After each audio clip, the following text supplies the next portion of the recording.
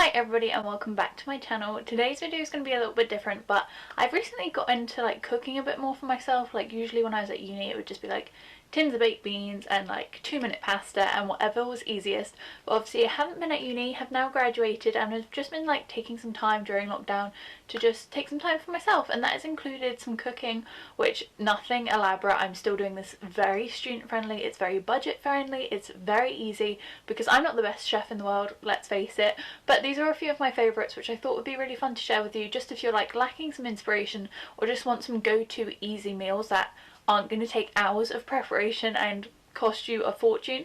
That is the video for you. Today is that video, and I'm really excited to share this with you. They're just a few of my very favourites that I've either found along the way or altered or come up with, or just some random combinations of things I've really been enjoying. So hopefully you'll enjoy it too, and let's get into it. So for the first meal I'm just going to be making some really easy lettuce wraps with chicken. You can obviously use whatever alternative meat or anything like that you want in it, but these are super simple and they probably take like 20 minutes max, or however long it takes you to cook like a breast of chicken.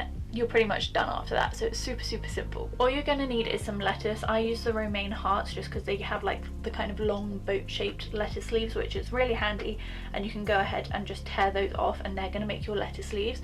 Now I tend to have like 5 because I just quite like to have quite a lot of lettuce compared to chicken and filling, I guess, but you can obviously adapt that if you want like way more filling than lettuce. You could have like 3 or anything like that.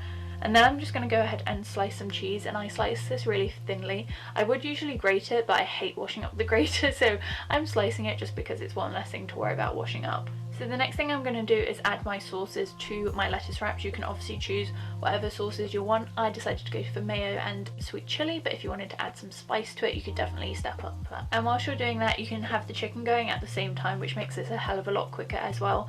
And I tend to cut my chicken into strips just because then it's way easier to lay into the lettuce, and it means it cooks way faster as well, which is always handy.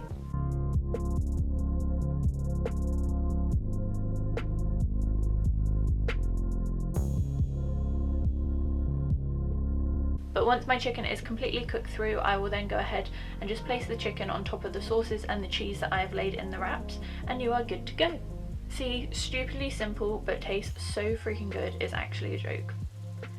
Again, this is really easy to adapt for lunch if you wanted to, or to make a bigger one and have for dinner, or you could even do like burrito style or taco style lettuce wraps. The next meal I'm cooking has been one of my favourites, and it's cauliflower curry. I always did curry with rice, and only recently we've swapped it out to be cauliflower, which honestly has, like, you cannot taste the difference in my opinion. It tastes so good.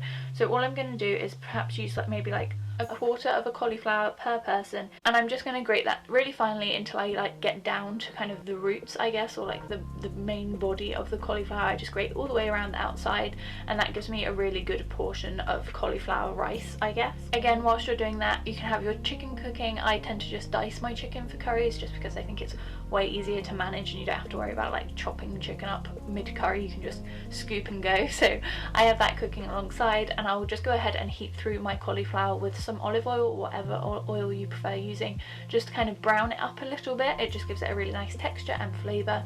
And of course I'll go ahead and add my curry paste. You can use whatever curry you prefer.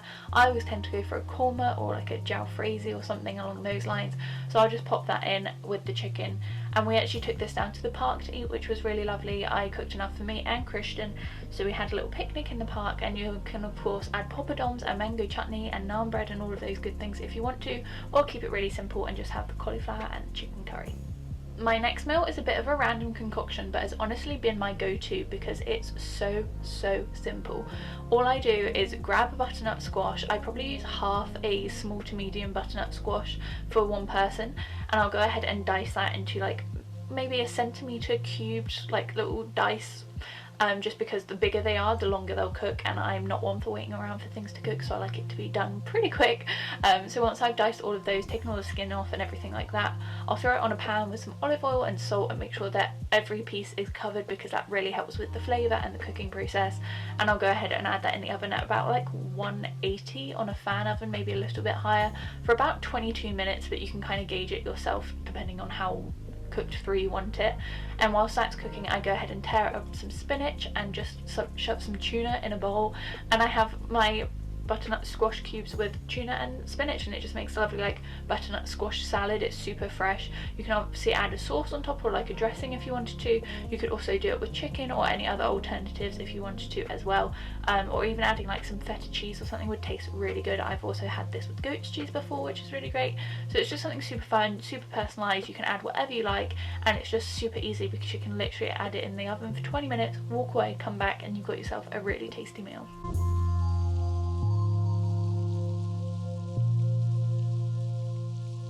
The last meal I'm cooking is probably the hardest, definitely the newest in my repertoire that I have going on in my little recipe book, and is one I've only cooked a couple of times, but it's honestly one of my favourites and something we've been having every week. I'd probably say it is pretty, I'd say it's medium on the difficulty scale, and definitely takes a bit longer. I'd say it takes about 45 minutes, but it tastes so good and it's so worth it. So it's kind of like a Capri chicken, I call it, but I'm not sure what the official name is. But all you're going to do is make a marinade for your chicken to start with. So you're just going to add some balsamic vinegar, some oil, some garlic, some Italian seasoning and some salt all in, mix it all up, and then you're going to marinate your chicken in that for 10 minutes. And whilst your chicken's marinating in that, you'll go ahead and make the tomato salad part of it, I guess. And you're just going to chop up some cherry tomatoes, add more garlic, more balsamic, more oil, and some more salt. And you can add basil leaves if you want to. I didn't actually add basil leaves in this because I'm using pesto later, but that's definitely an option if you want kind of like the fresher, greener vibe to it. So once your chicken's been marinating for 10 minutes, go ahead and pop that in the oven. I put it in at 160 on a fan oven for about 30 to 35 minutes, just until the chicken's completely cooked through. And once that chicken has cooked through, I'll go ahead and slice, like make slits in the chicken and fill those slits with the green pesto, which honestly is a game changer because it just means you have flavour all the way through the chicken, because obviously chicken breasts can be quite big, so you want to make sure they are flavourful. So once I've got all those pestos down the slits, I will add my mozzarella on top, just sliced mozzarella, super simple, and I'll go ahead and add all of the tomato mixture that we've made, the tomato and basil, in that as well. So it's quite easy to do if you have like a baking dish or something, just so that everything is surrounded. I think the baking dish I was using was slightly too small, but I will know for next time. But you're just going to add that back in the oven for another 5 minutes just to heat through the tomatoes and melt the mozzarella. And I serve mine on a like bed of spinach, but you can obviously choose whatever you want. You can add rice to it if you want, you can add whatever side or topping or garnish you fancy, which is really great. And it's just super fresh and so tasty and the perfect summer meal, and you can really kind of adapt to it how you wish. So if you like it more garlicky, add more garlic. If you don't like balsamic that much, take out a tablespoon of balsamic. It's something I've definitely been adapting along the way and something we really enjoy. But yeah, they are just a few of my summer favourites for meals, either dinners or lunches. You can adapt them to lunches pretty easily, which is really handy. And you can always do extra if you wanted to have it for lunch the next day or whatever have you like that, because I know that's definitely a good student hack to bear in mind. But hopefully you've liked some of these meals. If you have any other ones that you use all the time or you really like, which are super simple and like pretty cheap to put together, please leave them in the comments below, because I definitely need to add some more to my repertoire, but just so everyone else can have a look at them as well. But yeah, I hope you enjoyed this video. If you have, please hit thumbs up and don't forget to subscribe down below, and hopefully I'll see you very soon. Bye!